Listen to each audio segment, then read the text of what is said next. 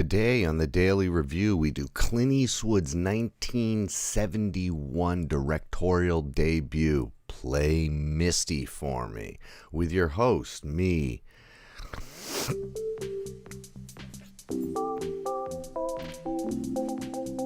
David Alan Grier. Okay, I'm not David Alan Grier. I'm just kidding. And doing some fun things here today. Sticker on the headphone. What am I, Tom Green? What's going on? Yeah, the stickers came out nice, and it fit perfectly on here, just like I planned. Sometimes a ruler is a boy's best friend. Who said that? Adolf Hitler. We're off to a good start here. Odie's making a little bed. Yeah, the branding. We're starting to unify the branding, guys. It's coalescing, right? My brand is coalescing. No, in the theme of that, we slowly get better. Because especially when you're doing something pretty much solo, it can seem very daunting. And so you have to break it up into little bites. For me, little tiny crumbs. And that's what we've done over the course of a year. I mean, my God, have you ever looked at one from like March? It looks like I'm like preaching some sort of manifesto, which I am, but just getting better with our sidebar here, Odie Cam. That's basically it. But yes, and I don't know if you guys still do this. Maybe I shouldn't tell this story because it's a little bit embarrassing. But my mom just goes, "Oh, what do you want for Christmas? Put it in the Amazon cart," because we share an Amazon Prime account. It's mine because I have an EDU email address and I can get Amazon Prime for cheaper. One of the benefits of being a teacher. And so my mom also uses that account so that she doesn't also have to have Prime. I hope that's not illegal. I'm sure it's fine. And fuck you, Bezos. Anyway, Bezos? Whatever. Yeah. So she'll just go, put something in the cart that you want for Christmas, and I'll get it. And I'm like, boy, that really, kind of takes all of the fun out of it, but sure. And I'm like, I'm also 37. You don't need to get me anything. But I got well, it's not. I don't have it yet. But I asked from Santa for a macro controller, an Elgato, so that we can do things a bit smoother, and I can have an outro and stuff like that. I put the watermark on today, and I already really don't like it. It's too big. It's bothering me. And I don't think you can, maybe you can see it now. Type in if you see a watermark in the bottom right. I thought I set it to just come up at the very end. But, like, there should be Odie's face in the bottom right. It'd be fine if it were about a fourth the size. Okay. Anyway, Play Misty for Me. Wow, if you came here for this review, you've definitely already clicked away. Shit. Okay, so this is Clint Eastwood's directorial debut. He had like 6 movies come out in 1971. It's crazy.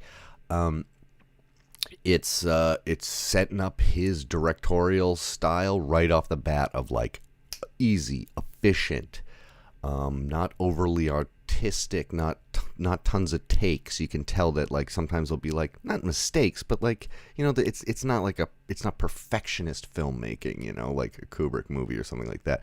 Like he just gets it done, and he selects really good actors. That's like kind of Clint Eastwood's thing, is that since he's an actor himself, he can go, yeah, you're good, and just lets them do their thing. And I think that he generally gets really good performances, even from practically no-name people and all sorts of people, even in in the small roles and stuff. It's just kind of like throughout the movie, he generally has good acting. So this movie, he plays sort of against type. He is a jazz musician DJ in Carmel by the Sea, which I believe he was like mayor of and still lives there and everything. or sheriff or something. Sheriff. He's got like a late night radio show, and he's a womanizer. He sleeps with all the ladies, but there's one lady that's got his heart. And she moved to Sausalito. So she's some blonde-haired, lovely lady. Donna Mills is the actress, and but he's still, she's gone, and he's filling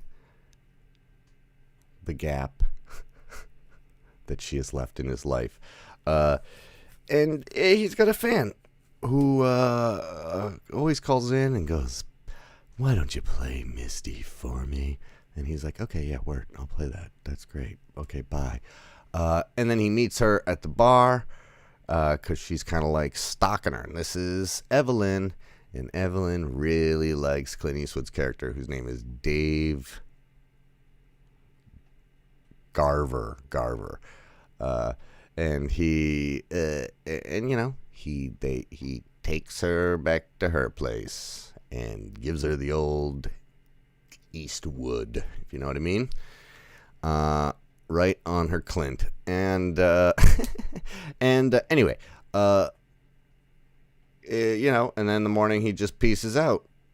You don't fuck with Evelyn like that. So like the next day, Evelyn just shows up at his place with groceries, and he's like, "I'm here to make dinner. It's gonna be fun." And he's like, "This movie should be called Red Flags." And he's like, "Haha, great. But well, listen, like, next time, this is fine, but next time, just call me, And then you can kind of see where it's going. I mean, the movie is pretty much on the rails. Like, you kind of know you kind of even know how it's going to end from the first shot of the movie. Is like a helicopter shot. This is not a spoiler. In on nice, cool helicopter shot of the California coast, and it goes up to like Clint Eastwood's balcony, and you're like, this is a thriller. Someone's going off that fucking balcony at some point, Like, it's just so obvious. It's like in a good way, like in like a Hitchcockian way. This is like Hitchcock light. It's like a fun thriller. Not that Hitchcocks aren't fun thrillers, but there's not a lot of pathos, and it's not nearly as much. It's not like it's not nearly as a technician's movie. It's more of an actorly movie. Anyway, the girl is being weird and keeps kind of showing up at the bar where the bartender is Murphy, is played by Don Siegel, who's a director who directed Clint Eastwood and a bunch of stuff. And it's his first acting role, so they did a little switcheroo. It's fun. I mean, I don't think anybody now would get any meaning out of it, but it's nice. And so, sorry, I keep looking down at my notes because I'm like, is there more to this movie? I only took up, notes-wise, this much on a page. Not that it's bad. It's not bad. It's just kind of like, building tension as this lady goes nuts, And some of the first moments in like the third or fourth scene, he's at the bar, Clint, and he gets a phone call at the bar, and Murph picks it up, and is like, "Oh, it's Evelyn," and he's like, "No, don't tell her I'm not here."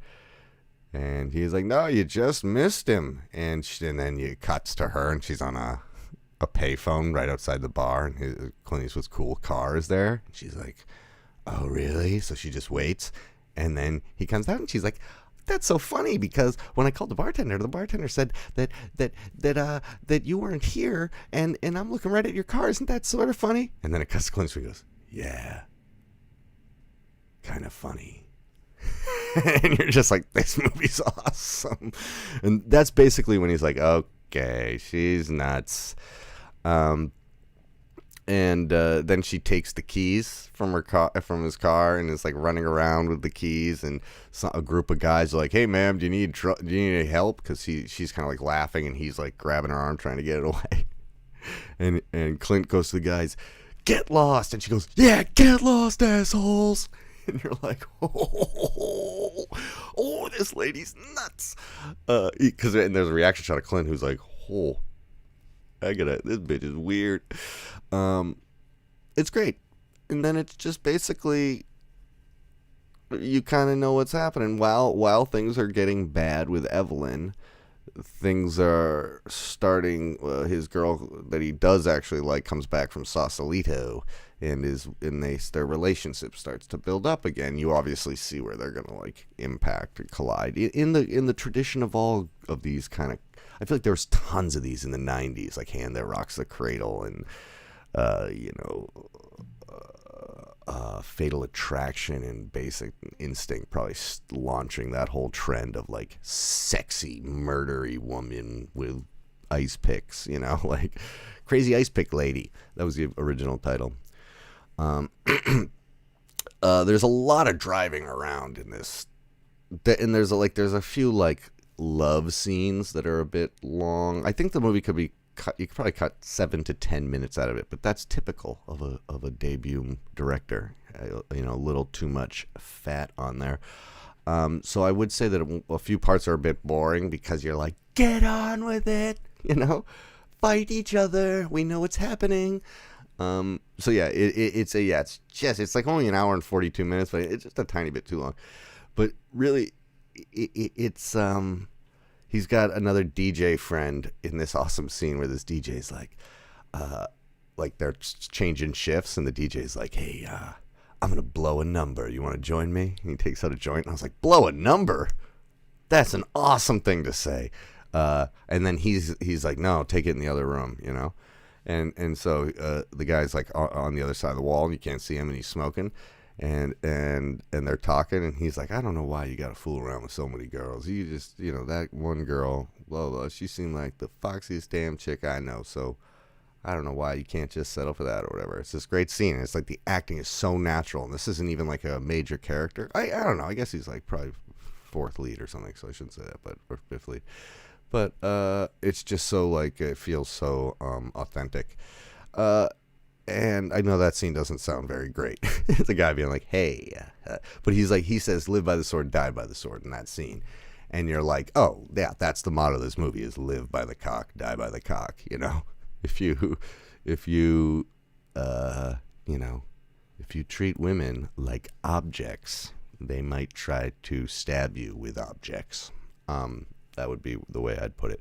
There's a few stupid things.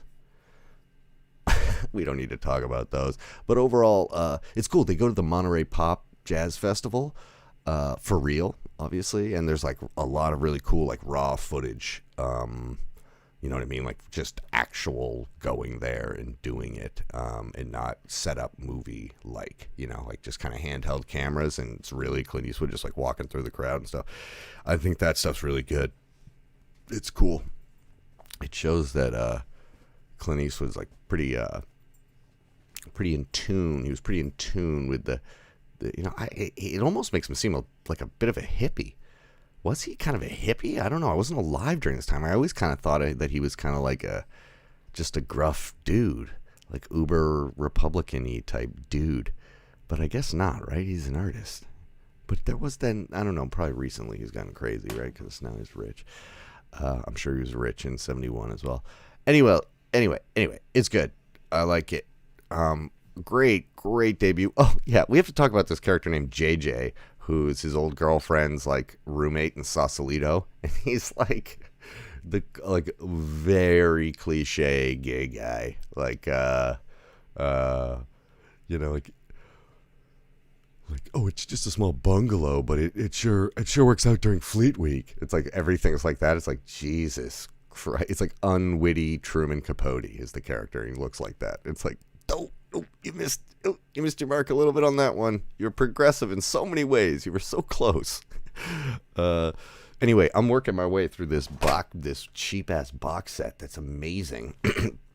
It's got Two Mules for Sister Sarah, Joe Kidd, High Plains Drifter, Coogan's Bluff, The Beguiled, Play Misty for Me, and I don't even know how to say this, the Eiger Sanction? What a terrible name. Or maybe it's cool. The Eiger Sanction. I don't know. I haven't watched any of these except for Play Misty for Me. I've seen High Plains Drifter before, and I've seen the remake of Beguiled, and Gotham keeps telling me to watch the new one, so that was like one of the reasons I got it. And because the other dog that lives with us is named Mystic, and I've been calling him Misty just because I like that name. And I just been saying, play Misty for me. And I was like, I should watch that movie again. I'd seen it at some point. Anyway, clearly I've bored everybody away. That's great. Yeah, I don't know what this is on, but it's like a fun movie. It's totally a fun, like, date movie to watch with your significant other, and then notice maybe, some of the red flags you might see in your significant other, and then you can abandon him or her and,